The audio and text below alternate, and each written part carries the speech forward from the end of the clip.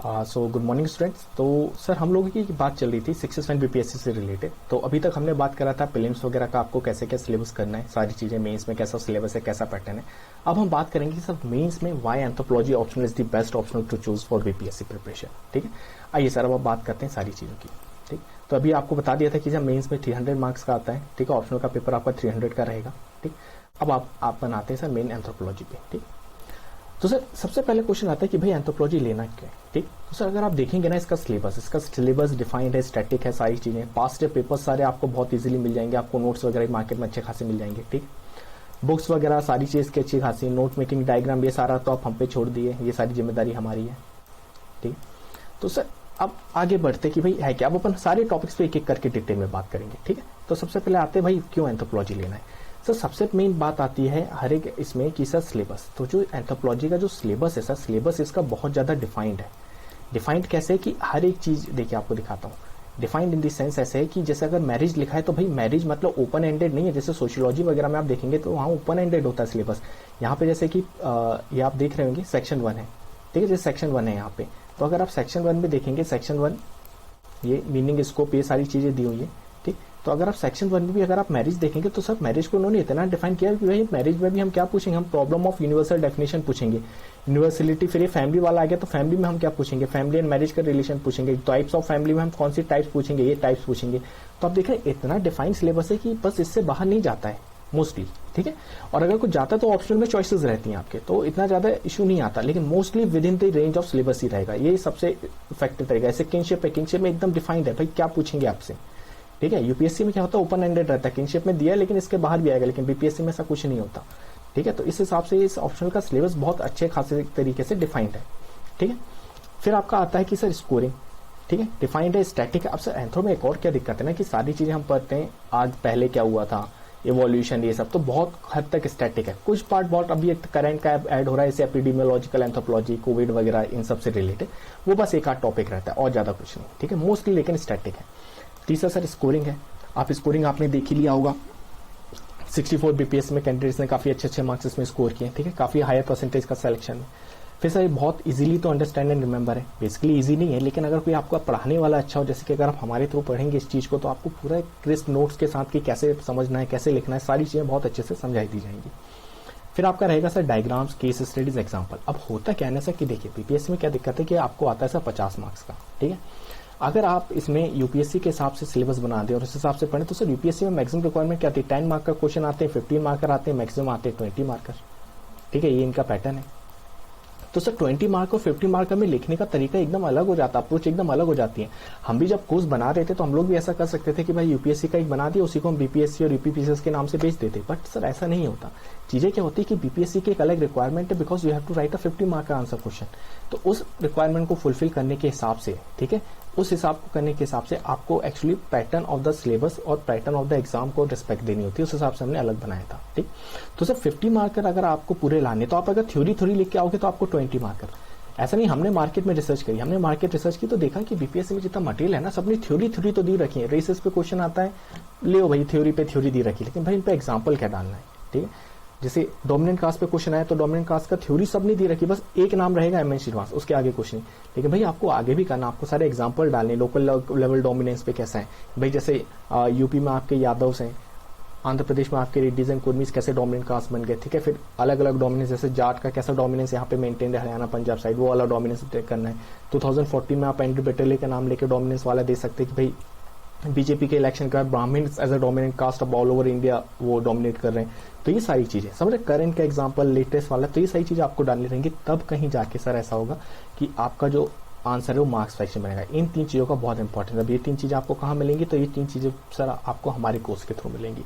हमने हर जगह से इकट्ठा करके एकदम नोट मेकिंग आसान करी और ये सारी चीजें प्रोवाइड करनी है। सबसे इंपॉर्टेंट चीज सर सेक्शनल चॉइसेस, जो आपको अभी बताया था कि सर इसमें क्या होते हैं, इसमें 3 सेक्शन होते हैं, तो इसमें अपन थोड़ा डिटेल में भी नेक्स्ट लेक्चर में बात करते हैं सेक्शनल चॉइसेस क्या है। ठीक है, आइए आगे चलते हैं। तो सर बीपीएससी ने क्या किया, एंथ्रोपोलॉजी के सिलेबस को 3 सेक्शन में डिवाइड किया हुआ है। ठीक है, सेक्शन 1, सेक्शन 3 और सेक्शन 2। तो इसमें सर सेक्शन 1 कंपलसरी है, सेक्शन 3 कंपलसरी है। सेक्शन 2 में क्या होता है ना सर, सेक्शन 2A और सेक्शन 2B कर दिया, इन दोनों में से आपको कोई एक सेक्शन का आंसर लिखना होता है, पूरा का पूरा एक सेक्शन आप छोड़ सकते हैं। तो जनरली होता क्या है सर, देखिए सेक्शन 1 आसान है। सोशो कल्चर एंथ्रोपोलॉजी, इसमें आपका सारा फैमिली, मैरिज, कास्ट वगैरह सारी चीजें आएंगी। सेक्शन 2 आपका primatology, genetics, archaeology, human evolution, research, इन सबसे रिलेटेड है। सेक्शन 2 भी आपका थ्योरी से रिलेटेड है, ठीक है। और सेक्शन 3 आपका इंडियन एंथ्रोपोलॉजी। तो मैं जनरली लोगों को क्या सजेस्ट करता हूँ कि आप सेक्शन 2 भी छोड़ के जा सकते हैं। अब सेक्शन 2 भी क्या है सर? तो सर सेक्शन 2 भी जनरली क्या ना, आपने देखा होगा हर एक ऑप्शनल में थ्योरीज का पार्ट होता है। जैसे ज्योग्राफी, तो भाई ज्योग्राफी कैसे डेवलप हुआ, तो आपने सारी चीज देखी होंगी, रेडजल, इन सबके नाम आते हैं, डिटर्मिनिज्म, ये सब आता है ज्योग्राफी में। ऐसी सोशियोलॉजी में आता है। ऐसी एंथ्रोपोलॉजी एज अ सब्जेक्ट कैसे डेवलप हुआ, तो इसमें सारी चीजें आती हैं सर। इवोल्यूशनिज्म, क्लासिकल इवोल्यूशनिज्म, फंक्शनलिज्म, ठीक है। इन थ्योरीज में बेसिकली सारे ऑथर्स के नाम आता है, कैसे इनका आता है। इनमें डायग्राम वगैरह का स्कोप कम होता है और ये अच्छा खासा बड़ा सेक्शन होता है, इसको रटना थोड़ा सा मुश्किल होता है। तो अगर आप ये पूरा का पूरा सेक्शन छोड़ दे तो आपका सिलेबस सर इतना इजी हो जाता है, इतना छोटा हो जाता है कि इन 3 सेक्शंस को आप बहुत इजीली टारगेट कर सकते हैं। पूरा एंथ्रोपोलॉजी का पेपर बहुत आसानी से कर सकते हैं। तो जो सेक्शनल चॉइस है, ये सब बिगेस्ट गेम चेंजर है फॉर एंथ्रोपोलॉजी इन बीपीएससी।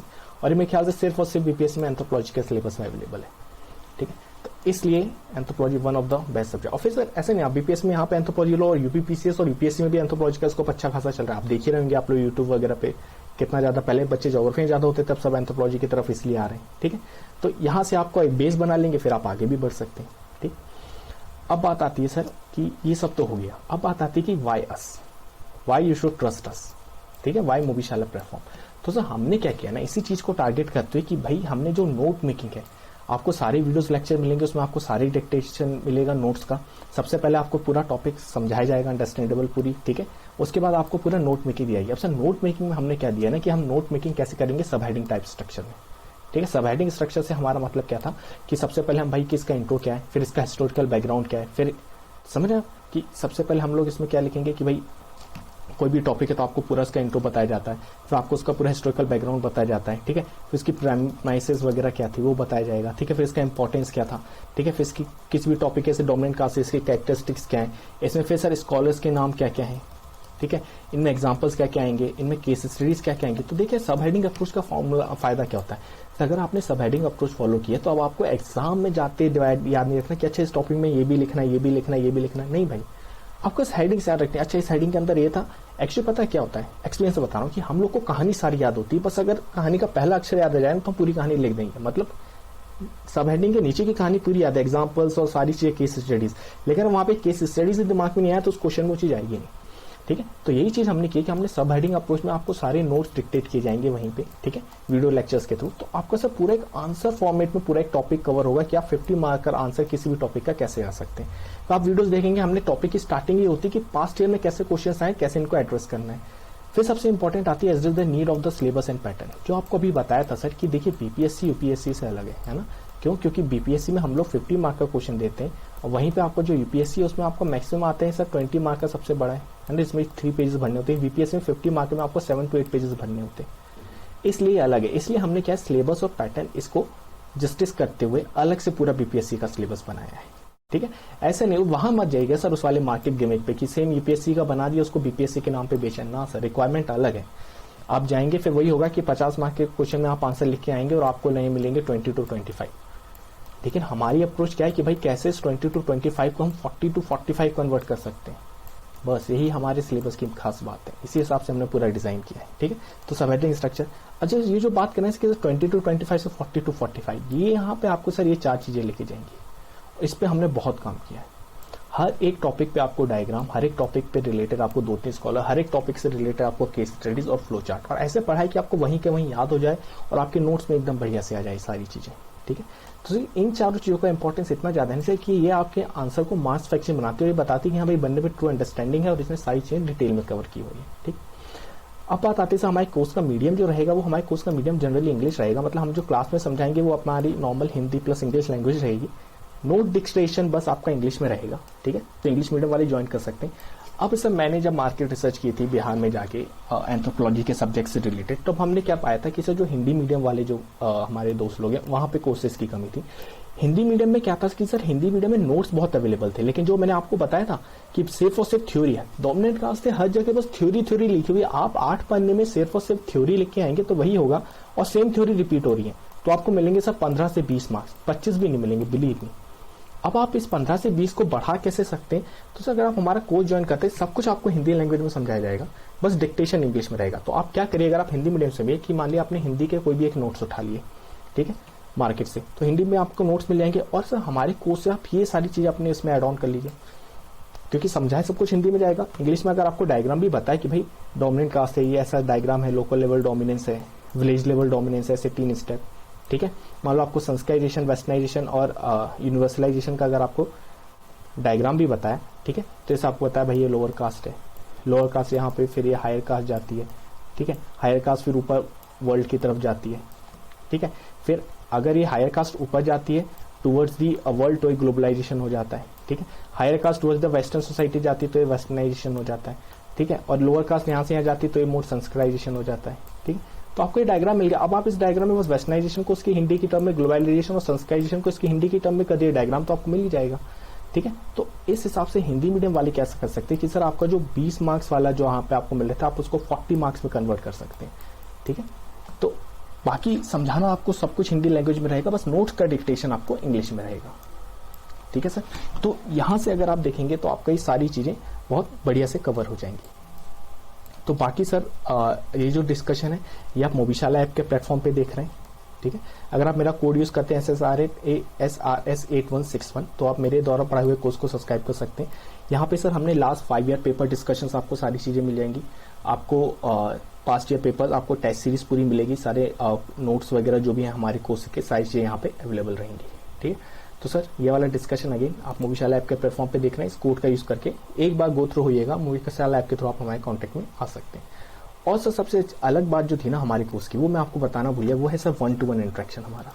अब 1-to-1 इंटरेक्शन कैसे काम करता है, क्या रहता है, मैं आपको बता रहा हूँ। देखिए ये कई बार टेस्ट सीरीज हर जगह लिखा रहता है, लेकिन ये काम नहीं करता, लोग टीचर्स के पास टाइम नहीं रहता ऐसा वैसा। लेकिन अभी मैं आपको बताऊं, मेरे साथ जितने भी बच्चे अभी शिक्षक बीपीएससी के लिए सब्सक्राइब हुए थे, काफी लोग के अभी कॉल आते रहते हैं, वो लोग आंसर लिख के मेरे को सेंड करते रहते हैं, कुछ भी डाउट होता है तुरंत व्हाट्सएप कॉल पे टाइम लेते हैं, मैं उन्हें शाम को 1 घंटे का टाइम देता हूँ, उस बीच में कॉल आते हैं। डेली मैं 3 से 4 बच्चों के डाउट्स एड्रेस कर रहा होता हूँ डेली, चाहे तो आप कॉल हिस्ट्री देख सकते हैं, या आप हमारे द्वारा जो ज्वाइन हुए बच्चे उनसे एक्सपीरियंस इस चीज का पूछ सकते हैं। तो सबसे इफेक्टिव चीज बस ये सर 1-to-1 इंटरेक्शन, आपको बाकायदा टाइम दे जाएगा, आपने कोर्स अगर दिया हुआ है तो आपको सारे डाउट्स एड्रेस किए जाएंगे। कई बार से आंसर लिख के भी वेरीफाई करा देते हैं, और टेस्ट जो ज्वाइन करते हैं उनको तो खैर स्पेशल अटेंशन रहती है।